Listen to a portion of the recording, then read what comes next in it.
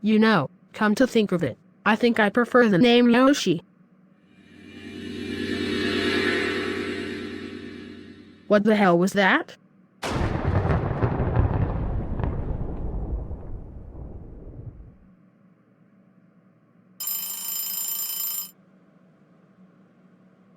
Today I will cause problems. On purpose. Something feels off. Mr. Mumbles? Mr. Mumbles? Where are you? Oh my god! My hair. My face. My... everything. I didn't want to have to do this, but... I'm gonna see Chris.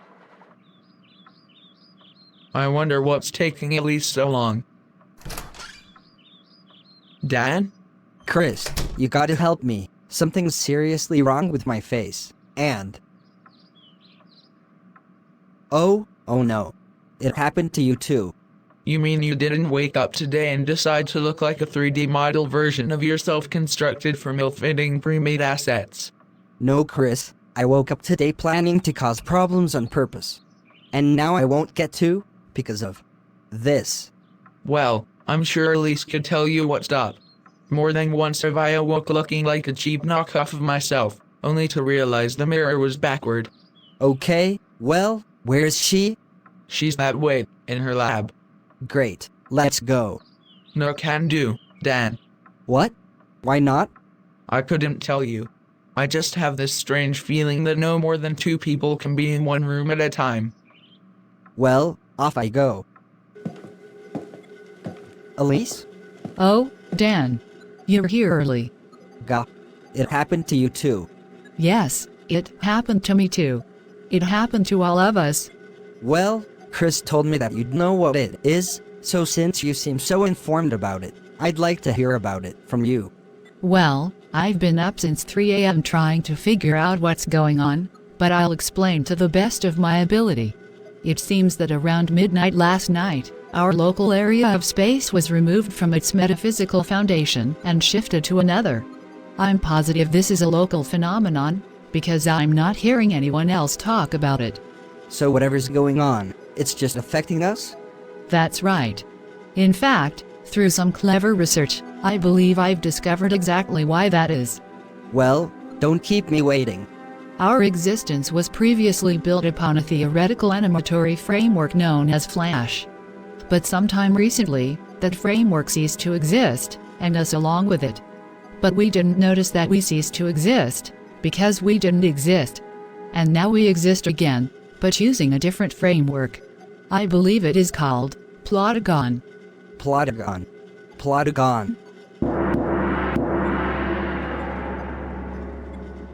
Okay, Elise, please tell me you've got a plan for how we can go back to normal?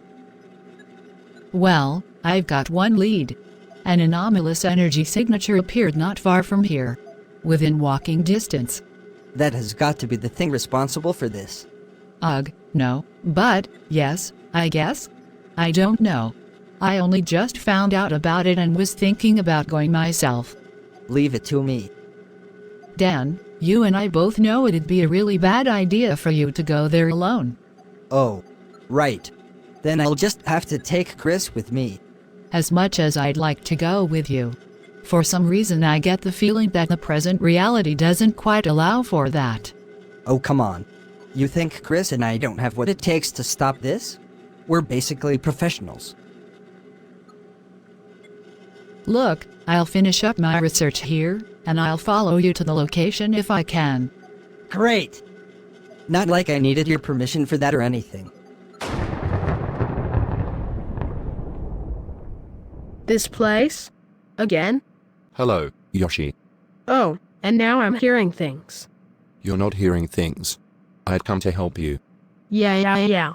That's exactly what a voice inside my head would say. And that's also how you'd know my name. Oh, you must forgive me, but I'd been watching you for quite a while now, so I do know very much about you.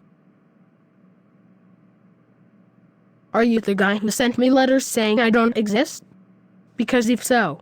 Ha ha ha. No. You and I, Yoshi, we're from different planes of existence. In your final act, You delineated yourself from yours, severing the bonds tying you to any one continuity. Yeah, what about it? The format of your existence proved suitable for reigniting the spark of material existence for myself, among others, trapped in a dying realm. God, I have got to be hallucinating this. But you're not. Oh yeah. Prove it. We'll meet shortly. Then you can see, with your own eyes, that I am more than just a voice inside your head. Hang in there, Yoshi. I don't like the look of this place. You and me both, Chris. You and me both. Hey, once this is all over, do you think we could stop for a bite to eat? Chris, I looked through your entire kitchen this morning, and do you know what I found? A half-eaten jar of peanut butter and no bread? No, man. What is wrong with you? I mean, I wouldn't be surprised if you said that's what you found. Chris, I didn't find a single item of food. All of it was gone. Have you seen a single edible object since you woke up this morning? Oh my god. We're going to starve. Yeah, and not just starve, but starve as freakish low-budget versions of ourselves. Elise? Chris, you're right outside of the anomaly. Try looking into any open rooms for anything out of the ordinary. Let me know if you find anything. Will do. Come on. Open door. Open door. Dan, you're not gone like this. What? This is the same hallway we were in before. Come on. I'm going to take my anger out on this door. Well. I feel like the door would have opened if you asked nicely. Oh, but that would mean I would have to ask nicely, wouldn't it? Now hang on a second. A dimly lit room with a circle of chairs is no place for a high schooler. Wait a minute. You're not the strange voice in my head. Nor is it any place for a high schooler hearing voices. What's the matter with you? Calm down, Dan. Clearly, we're dealing with a very unwell teenager. This kid could be capable of anything. Unwell. I suppose you're right. I can't really argue that. So, buddy, what brought you here? Gee, I thought no one would ever ask. It all began a few months ago, when I woke up for my first day of school. Oh, I'm sorry if I was interrupting anything. It's you. How in the world did I have a feeling that you would show up here? Well, Dan, I wouldn't say it's fate that keeps bringing us together. Hey, I get that you two know each other, but could one of you please explain what's going on? I already told you, Yoshi. I used your delineated existence to breathe life back into our universe. God, I wish Elise was here. She'd probably understand what he means. Hey, jerkface. Put those words in a way that we can understand it. Jerkface? You do realize we have the same face, right? Shut up.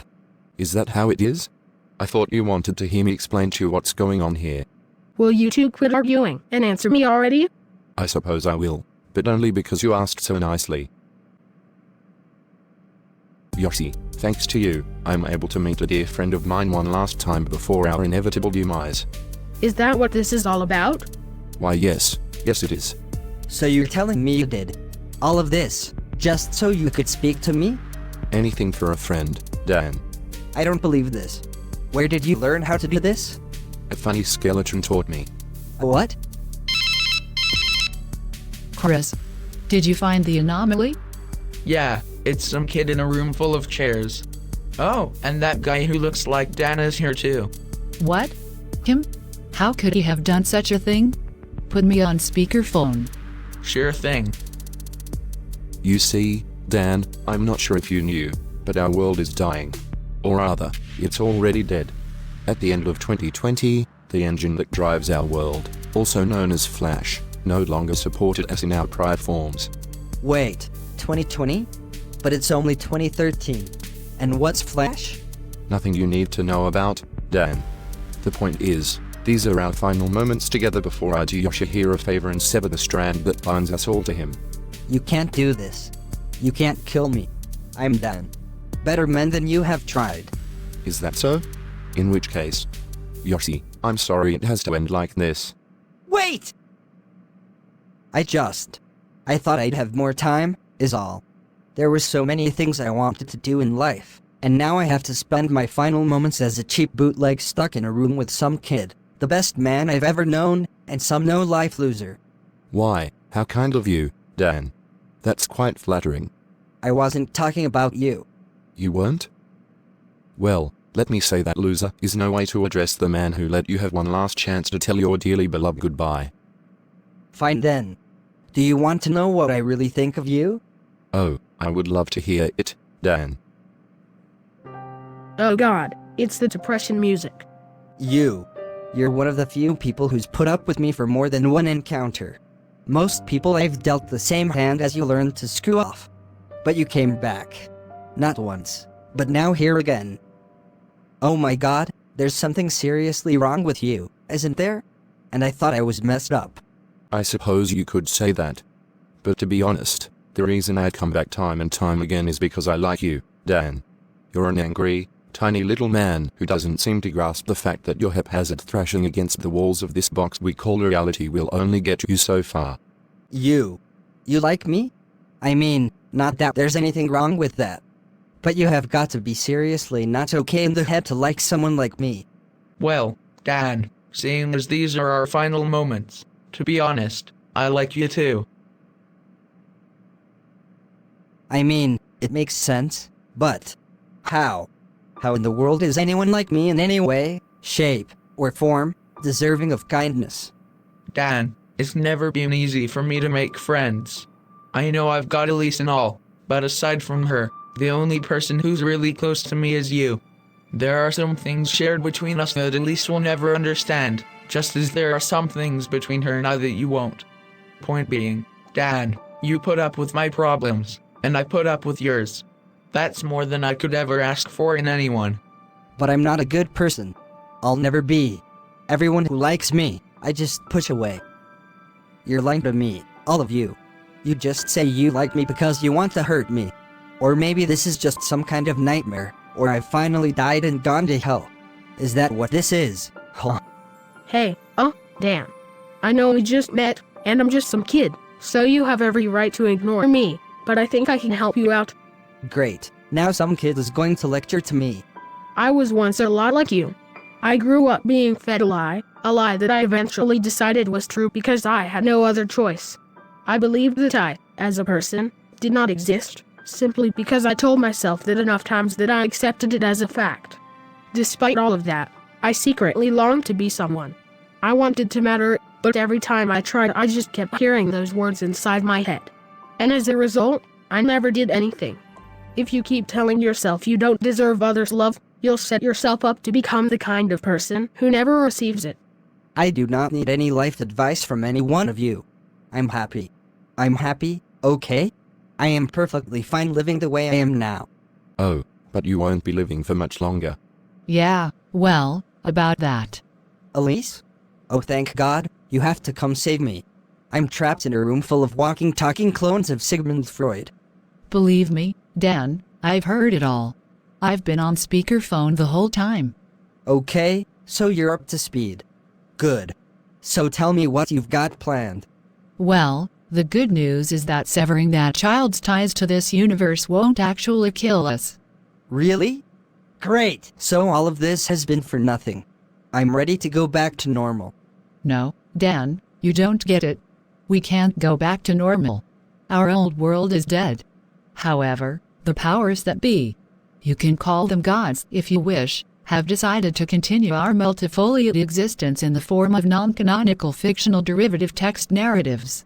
So as long as they look down on us and our shenanigans, and decide we're people worth writing about, we'll keep existing. I have no idea what that means. But we're going to live, right? Yes. But what? do you know what fan fiction is? No! Whatever! I don't care! I'm going to live. You hear that, everyone? I'm going to live. We're going to live. Well, in that case, I suppose we'll be seeing each other soon. Wait, hold on. You're joking, right? Right? Yoshi, thank you for helping us come together again like this. Goodbye now.